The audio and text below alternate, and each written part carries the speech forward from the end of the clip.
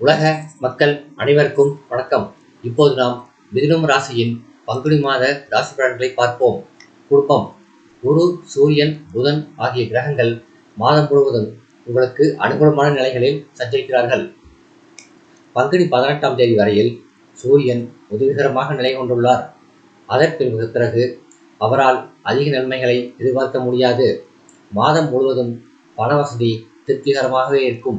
கும்பராசியில் அமர்ந்துள்ள செவ்வாயினால் முயற்சிகளில் பின்னடைவு ஏற்படும்.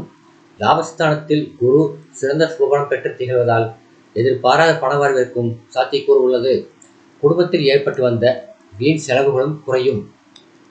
பங்குனி 19ஆம் தேதி சுக்கிரனின் நிலை மாறுவதால் நெருங்கிய உறவினர்களுடன் கருத்து வேறுபாடும் பகை உணர்ச்சியும் மேலிடும். விவாக வயதில் உள்ள பெண் அல்லது பிள்ளை இருந்தால் நல்ல வரன் அமையும். உத்தியோகம்.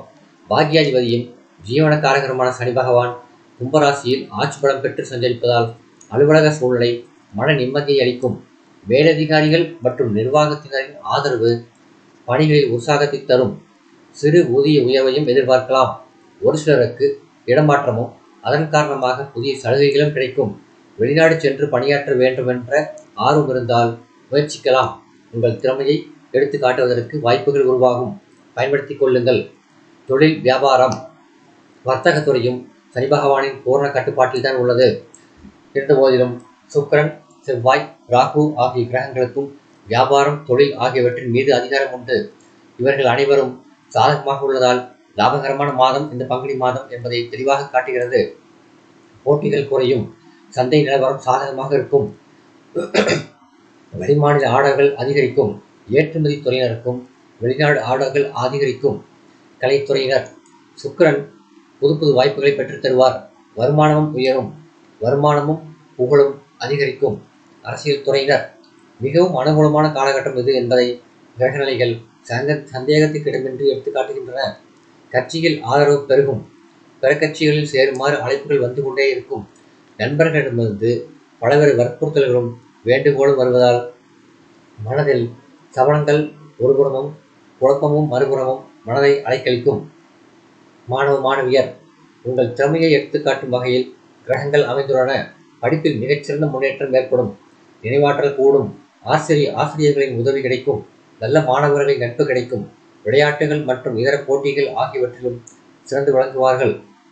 பாடங்களில் மனதை செலுத்துவதற்கு கிரகநிலைகள் சுபபலம் பெற்றுள்ளன. விவசாயத்துறையினர்.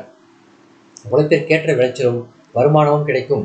சந்தை நிலவரம் மகிழ்ச்சியை தரும்.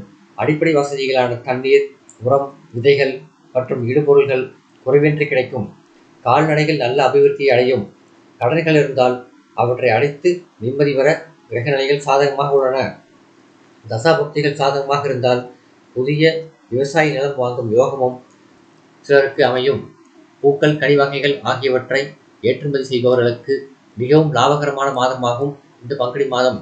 பெண்மணிகள். மாதம் முழுவதும் குரு பகவானின் சுபபலம் உங்களுக்கு ஆதரவாகவே நிலை கொண்டுள்ளனர். 18ஆம் தேதி வரையில் சுக்கிரன் சஞ்சரிக்கின்றார். குடும்ப நிர்வாகத்தில் பிரச்சனைகள் எதுவும் ஏற்படுவதற்கு வாய்ப்பில்லை. குடும்ப நிர்வாகம் நல்லபடி நடக்கும். மாதத்தின் கடைசி வாரத்தில் சில குடும்ப பிரச்சனைகளினால் கணவர் அல்லது மனைவி வெளியூர் சென்று வர நேரிடும். வேலைக்கு சென்று வரும் பெண்மணிகளுக்கு வேலை பார்க்கும் இடத்தில் அனைவரது ஒத்துழைப்பும் மேலதிகாரிகளின் ஆதரவும் மன நிறைவை அளிக்கும். வேலைக்கு முயற்சித்து வரும் பெண்களுக்கு வெற்றி கிடைக்கும். உடல் நலன் திருப்தி அளிக்கும். பரிகாரம். சனிக்கிழமைகளில் அருகிலுள்ள திருக்கோயில் ஒன்றில் மாலையில் நல்லெண்ணெய் தீபம் ஏற்றுவது சிறந்தது. சந்திராஷ்டம தினங்கள் பங்குனி 20 பின்னிரவு முதல் 22 பின்னிரவு வரை. நன்றி.